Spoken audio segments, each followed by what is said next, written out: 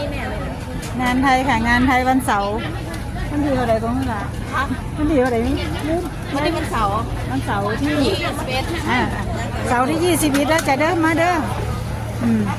คนเหมือนเดิมพรุ่งนี้มีอาจจะมางานไทยแต่แซ่บทั้งนั้นเลยกับข้าวฮะอ๋อด่าไก่แล้วพรุ่งนี้แกมาขายเปล่าสาวสวย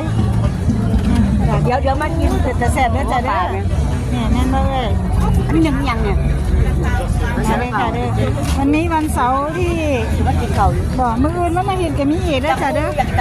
งานอยู่นี่นั่นเด้อหมกนั่งก่อนหาหมอกนั่งก็เดี๋ยวก็